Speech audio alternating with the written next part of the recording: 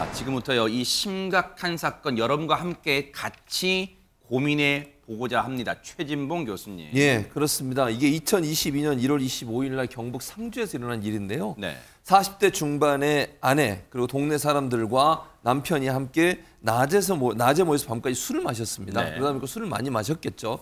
그래서 좀 만취한 상태가 됐고요. 아내가 몸을 가누지 못할 정도로 만취한 상태에서 남편과 중학생 아들이 집까지 옮기려고 했지만 힘에 부쳐서 결국 옮기지 못하는 상황이 됐습니다. 네.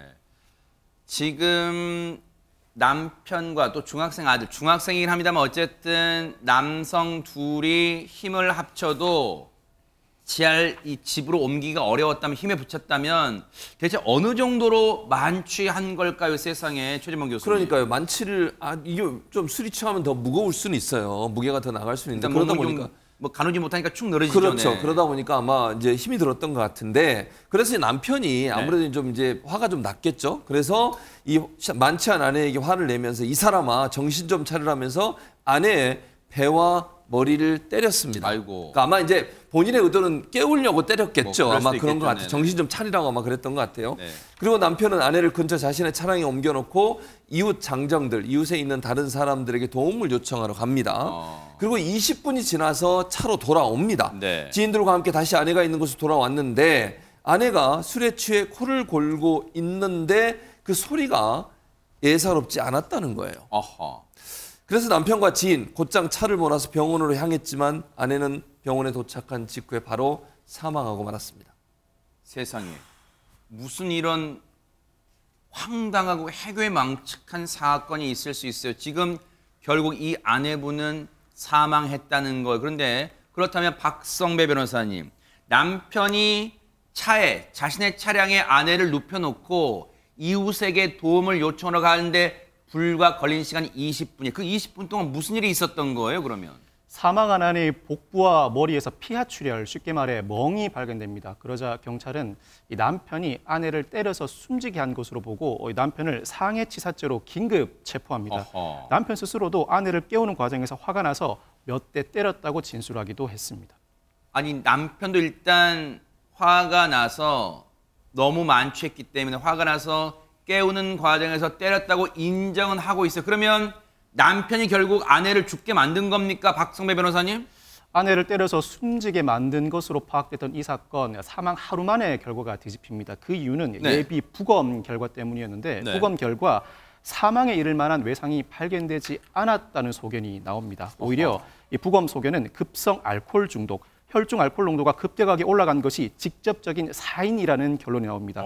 그러자 경찰 긴급 체포했던 남편을 즉시 석방하고 이번에는 유기치사죄로 죄명을 변경합니다. 이건 무슨 말이에요, 유기치사는 또? 남편은 남이 아니라 가족입니다. 네. 그렇다면 남편은 아내를 보호할 의무가 있는데 남편이 아내를 바로 병원으로 옮겼다면 사망하지 않았을 가능성이 높다고 보고 유기치사죄로 수사를 진행하게 되고 경찰은 수사의 진행 결과 남편을 유기치사 혐의로 최종적으로 검찰에 송치하게 됩니다. 아, 그래서 바로 병원 안 가고 앞서 20분 정도 차에 눕혀놓고 자신의 차량, 남편의 차량에 눕혀놓고 이웃에게 도움을 요청하러 간 사이 20분, 그게 아니었다면 아내가 죽지 않았을 수도 있다. 이게 지금 경찰이 판단했다는 거예요. 그래서 유기치사 혐의로 검찰에 송치를 한 거예요. 그러면 이담 아나운서, 검찰도 경찰과 같은 시각이었을까요? 어떻습니까? 좀 달랐습니다. 아하. 이게 처음에 상해치사죄에서 유기치사죄로 변한 거잖아요. 근데 유기치사죄도 아니다라는 겁니다. 유기치사죄가 성립이 되려면 먼저 유기죄가 통해야 되는데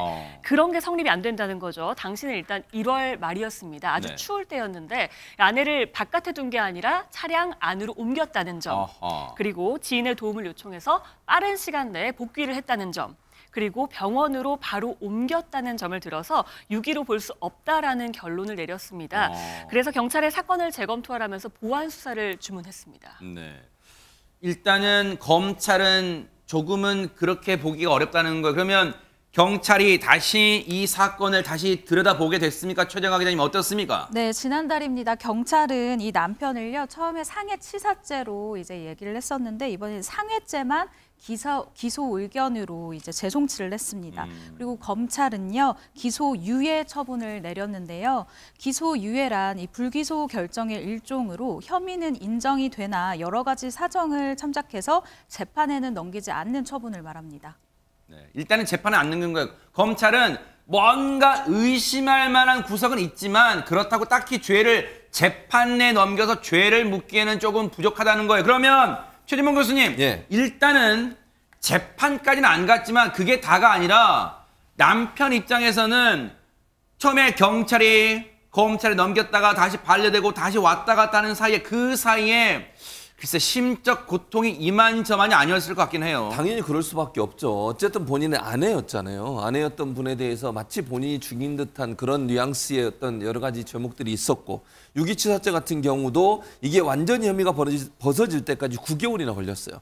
그 사이에 이 남편은 주변에 있는 분들이나 동네 분들한테 살인자라고 하는 오명과 누명을 계속 쓰고 있었던 거 아니겠습니까? 낙인 눈이 찍힌 거군요. 그렇습니다. 세상에. 그러다 보니까 남편 가족들, 그러니까 특히 아이한테도 큰 상처가 됐을 거라고 저는 생각이 드는데요. 네. 그렇게 어려움을 겪었는데 이제 문제는 검찰이 보안 수사를 주문을 했잖아요. 네. 근데 경찰이 조금 빨리 움직여줬으면 이 시간을 단축할 수 있었을 텐데 검찰이 다시 보안 수사라고 넘겼을 때 좀 시간이 길게 걸리다 보니까 결국은 9개월이나 되는 시간 동안 혐의를 벗지 못하고 그런 낙인 효과 안에서 어려움을 겪었던 게 아닌가 이런 생각이 듭니다. 근데 앞서 얘기했지만요.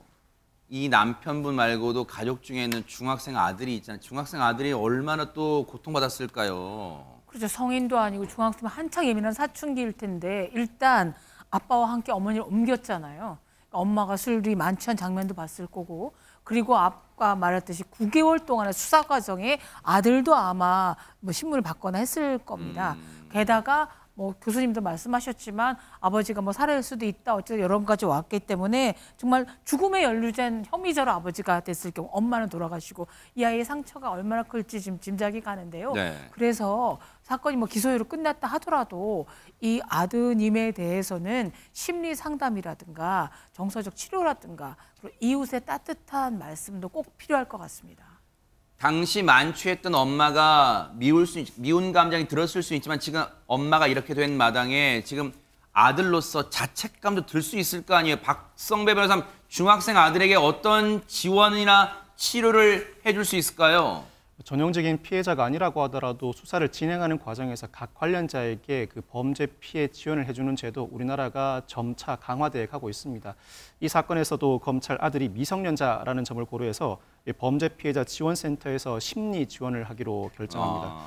이 법무부는 범죄 피해자 지원을 비영리 민간단체인 이 범죄 피해자 지원센터를 통해 진행하게 되는데 긴급구호, 신변보호, 주거지원, 치료비 등을 포괄하는 제도를 운영하고 있습니다. 그중에서도 심리지원은 임상심리상담사 등 전문가를 통해서 심리상담을 받고 그 과정에서 소요된 비용을 지원해주는 제도입니다. 일정 부분 지원을 통해서 상당 부분 심리적 회복이 이루어질 때까지 충분한 지원이 있어야 할 것 같습니다. 네, 아유, 너무나도 안타까운 그런 사건이었습니다. 보고 계십니까? 대박 사건. 네, 안녕하십니까? 김명준입니다. 여러분과 함께하는 뉴스파이터, 다양한 소식과 뉴스를 보고 싶으시면 화면 오른쪽을 꾹 눌러 구독해 주시길 바랍니다. TV로도 유튜브로도 여러분께 한 발 더 다가가겠습니다. MBN 뉴스와 뉴스파이터를 사랑해 주셔서 고맙습니다.